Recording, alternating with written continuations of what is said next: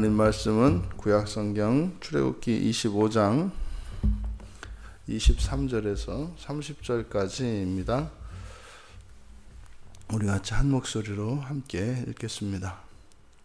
너는 조각목으로 상을 만들되 길이는 2규빗, 너비는 1규빗, 높이는 1규빗 반이 되게 하고 순금으로 싸고 주위에 금테를 두르고 그 주위에 손바닥 넓이만한 턱을 만들고 그 턱 주위에 금으로 테를 만들고 그것을 위하여 금고리 넷을 만들어 그 네 발 위 네 모퉁이에 달되 턱 곁에 붙이라. 이는 상을 맬 채를 낄 것이며 또 조각목으로 그 채를 만들고 금으로 싸라. 상을 이것으로 맬 것이니라. 너는 대접과 숟가락과 병과 붓는 잔을 만들되 순금으로 만들며 상 위에 진설병을 두어 항상 내 앞에 있게 할지니라. 아멘. 증거궤와 속죄소 그리고 그 다음으로 하나님께서 만들도록 명하신 것은 상인데 진설병을 놓기 위한, 그래서 이것을 진설병상 이렇게 이야기를 합니다. 30절에 나오는 진설병, 이 진설병이라고 번역한 이 단어는 그대로 직역을 하면 레헴판님, 그래서 얼굴의 떡 뭐 이런 뜻입니다. 얼굴의 떡. 그래서 얼굴의 떡이라고 하는 의미를 갖기 때문에 뭐 여러 가지 해석이 있을 수 있습니다만 어쨌든 중요한 것은 떡입니다. 그리고 하나님 얼굴 앞에, 하나님 앞에서 먹는 떡 뭐 이런 의미로 해석을 하면 될 것 같습니다. 사무엘상 21장에서 다윗이 그 놉당에서 그때 먹었던 그 제사장이 먹는 떡, 그게 바로 이 진설병입니다. 그래서 이 진설병은 거두어 제사장들만 이제 먹을 수 있는 그런 떡이죠. 이 진설병상을 만드는 재료는 목재는 마찬가지로 조각목이고 그리고 순금이 이제 사용이 됩니다. 그래서 이 성소로서 성막과 그 다음에 이 증거궤 그리고 지금 여기서 나오는 진설병상에 전부 이렇게 금을 사용하는 것은 순결과 정결 그리고 거룩함의 상징으로서 금이 사용이 되는 것입니다. 이 크기는 이제 2규빗, 1규빗, 1규빗 반 이렇게 해서 증거궤보다는 약간 작은 규모의 상입니다. 이것은 앞에서 만들어진 그 증거궤, 그 앞에서 말씀하신 증거궤보다 작은 치수를 사용함으로써 구별돼야 할 것을 구별돼야 할 필요가 있기 때문에 그렇게 한 것으로 보입니다. 거기에 어떤 특별한 의미를 찾기에는 좀 어려움이 있습니다. 그리고 이 진설병상 주위에 손바닥 넓이만한 턱을 만들어서 떨어지지 않도록, 그러니까 상 주위로 이렇게 이제 턱을 이렇게 쌓는 겁니다. 문지방처럼. 그것은 안에 있는, 그러니까 뭐 상자 뚜껑을 뒤집은 모양이 이렇게 되는 거죠. 그래서 그 안에 있는 떡이 떨어지지 않도록, 밖으로 흘리지 않도록 하기 위해서 그렇게 하신 것으로 보이는데, 그러니까 진설병을 상위에 진설된 그 떡들이 떨어지지 않도록 그것을 보호하기 위한 목적으로, 그러니까 하나님께 드려지는 그 떡을 소중히 여기시는 하나님의 마음을 우리가 읽을 수 있습니다. 그리고 네 발 위 네 모퉁이에 금고리 넷을 만들고 조각목으로 그 채를 만들어서, 물론 여기에도 이제 금을 입힙니다. 그래서 이동할 때 거기에 이제 꿰어서 이제 갑니다. 증거궤는 항상 채를 끼워 놓으라 하셨는데 여기에서는 그렇게 하지 않습니다. 그래서 따로 보관을 했다가 이동할 때는 채를 끼워서 이제 그렇게 하는 거죠. 그 다음에 상위에 이제 올릴 것으로 대접과 숟가락과 병과 붓는 잔, 전부 이제 순금으로 만듭니다만 꼭 지금 모양새가 우리나라 제사상 모양새예요. 그 음식만 좀 다를 뿐이지 지금 하는 것이 꼭 제사상에 올리는 거하고 똑같다고요. 마치 그래서 뭐 제사를 지낼 때 이렇게 숟가락과 젓가락을 놓을 때 앉은 편에 반대로 뭐 왼쪽 오른쪽 이렇게 이제 따지거든요. 그러니까 지금 마치 여호와 하나님께서 뭐 이렇게 사람처럼 말이죠. 뭐 이렇게 떡을 드시는 것처럼 이렇게 식사를 하시는 것처럼 우리나라 그 제사 드릴 때 그 제사상과 같은 그런 형태로 지금 이렇게 진설병상이 마련되는 것을 볼 수 있습니다. 그러니까 이거는 구약의 백성들에게 여호와 하나님의 인격성을 가르쳐 주시는 겁니다. 그러니까 마치 이렇게 초월하신 하나님께서 사람과 같이 이렇게 떡을 먹고 또 마시는 것처럼 이렇게 이제 말씀을 하시는 거거든요. 그러니까 반대로 사람이 하나님 행세를 하려고 하면은 그런 신성 모독이고 신성을 침해하는 거죠. 그런데 여기서는 하나님이 사람 행세를 하려고 한다고요. 그러니까 마치 하나님이 나도 너희와 같은 사람이다 하는 것처럼. 그러니까 지금 여기서 나타나는 것은 하나님께서 하나님의 초월성을 이렇게 버리시고 오히려 사람들과 함께 하시기를 원하는 것처럼 너희들과 함께 상을 마주하여 먹고 마시고 싶어 하시는 것처럼. 그래서 하나님께서 언약의 백성들과 하나님은 불가분의 관계에 있다라고 하는 것을 이 진설병 상을 통해서 가르쳐 주십니다. 절대로 떨어질 수 없다는 거죠. 절대로 이들과 헤어질 수 없다는 거죠. 이처럼 이 상을 만드는 목적은 진설병을 두기 위한 것입니다. 우리가 이 진설병 상에 대한 여호와의 말씀을 통해서 우리가 알 수 있는 것은 여호와 하나님께서는 하나님의 백성들, 이 언약의 백성들과 함께 하시되 동거하시고 또 은혜를 베푸시되 함께 먹고 마시기까지 함께 하시고자 하시는 그 뜻을 우리가 알 수 있습니다. 떡은 노동의 최종적인 산물입니다. 떡은 우리가 추수를 하고 그것을 또 이제 조리를 해서 우리가 먹는 최종적인 형태죠. 그러니까 이 떡을 하나님께 드리는 것, 이것은 우리의 노동의 산물을 하나님께 드리는 것과 같습니다.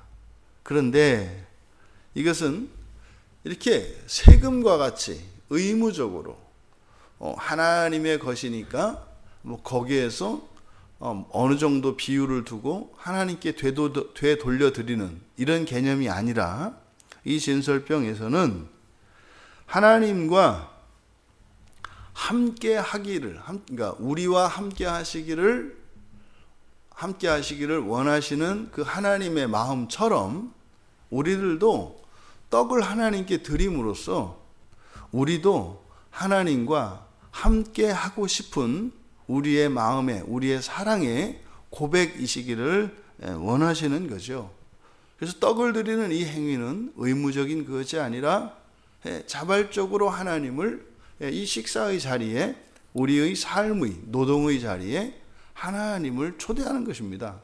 그러니까 이 모든 우리의 일상에서 거두어들이는 수확이 하나님의 은혜인 것을 나타낸과 동시에 그 하나님을 우리의 잔치에 초대하는 것, 이것이 떡의 의미라고 하겠습니다.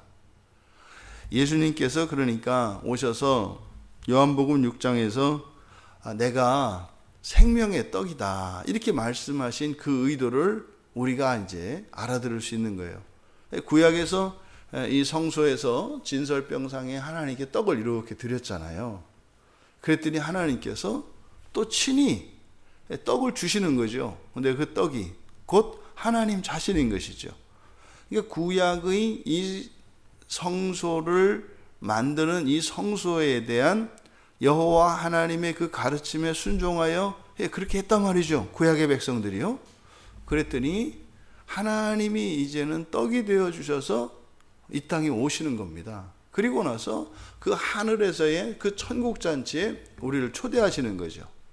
그러니까요, 구약에서는 너희들이 날 초대하렴, 나도 천국에서 너희들을 초대할게, 뭐 이런 식으로 해서 이 사람들 간에 이렇게 주고받고 말이죠. 우리 집에서 오늘은 저녁 먹고, 그러면 다음 달에는 우리 집에서 저녁 먹고, 그러니까 이 땅에서 밥 먹고 하늘에서 생명의 떡 먹고, 이렇게 이제 이게 어우러지는 겁니다.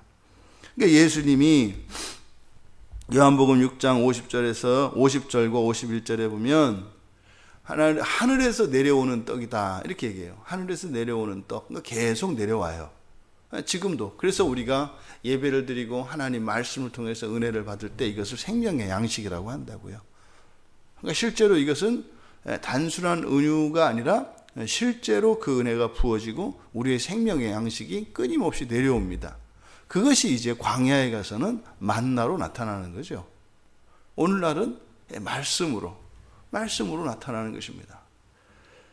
그렇게 또 내려오는 떡이라고 말씀하시고 난 뒤에 51절에서는 요한복음 6장 51절을 말하는 겁니다. 내려온 떡이다 이렇게 말씀하세요. 내려온 떡이다. 이미 내려와 있다. 우리 앞에 이렇게 상이 펼쳐졌다 이 말이죠. 그런데 내려온 살아있는 떡 이렇게 합니다. 살아있는 떡. 그래서 이 떡을 먹으면 영생할 것이다. 그러니까 예수님께서 떡으로 이 땅에 오셨는데 그 오신 목적이 영생이라는 것을 가르쳐 주십니다. 그런데 그 영생이라고 하는 것은 그 떡을 먹는 것이다 이렇게 말씀을 하는 거예요. 천국과 지옥을 이야기할 때 우리가 막연한 미래의 어떤 다른 놀라운 세계, 상상할 수 없는 세계로만 우리가 그립니다. 그런데요, 그 천국은 이렇게 시간 속으로 당겨져 와 있다 그랬어요. 시간 속으로 당겨져 왔다. 어떻게 해요? 바로 말씀을 먹는 겁니다. 그러니까요, 이게 너무 쉬우면서도 너무 간단하면서도 이게 어떤 사람들에게는 그렇게 어려운 거예요. 설교를 듣고 성경을 보고 말씀을 암송하고 하는 이런 일들이 뭐라고요? 그게 생명의 떡, 살아있는 생명의 떡을 먹는 것이고 그것이 곧 영생이라고요. 그러면 이렇게 사노라면 그 세상에 들어와 있는 그 천국이 이 시간 속으로 들어와 있는 그 천국이 지금은 우리들이 함께 예배하고 또 하나님의 말씀을 들으면서 이렇게 지내는 것으로 나타나는 그 하나님의 나라가 이제 하나님의 시간이 되면 이것이 실제로 구체화된다는 거예요. 그러니까요, 하나도 안 어려워요.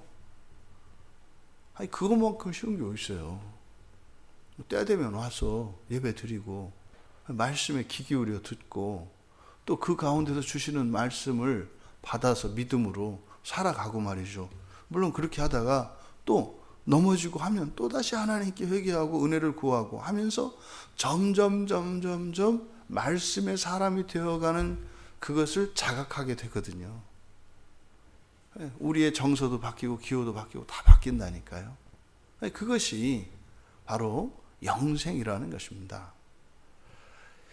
예수님께서 말씀하셨던 이 말씀은 바로 이곳 출애굽기에서 성소에 대하여 명령을 하시던 이런 지침 속에 있는 이 진설병 상을 통해서 바로 하나님이 원하시는 것이 무엇인지, 그러니까 성소에서 그 증거궤에서 또 그 속죄소에서 그리고 진설병 상으로 이어지는 점점점 구체화되잖아요.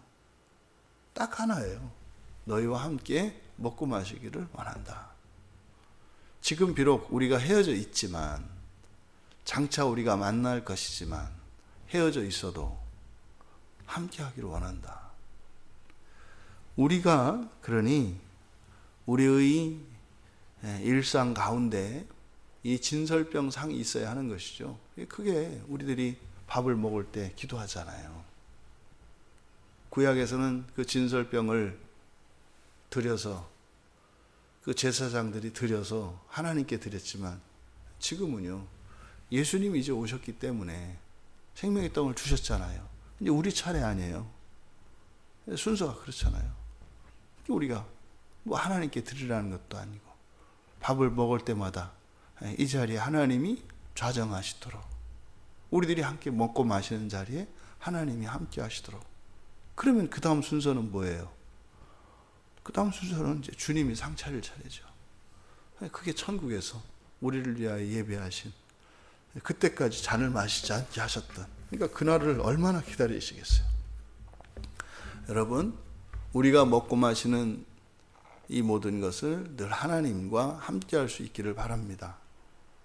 그러니까 무엇이든지 먹고 마실 때마다 늘 주님과 함께해서 그 천국 잔치를 우리가 소망하며, 또한 말씀으로 그렇게 생명의 떡을 먹음으로 영생을 누리며 살아가는 우리 모두 되시기를 주님의 이름으로 축원합니다.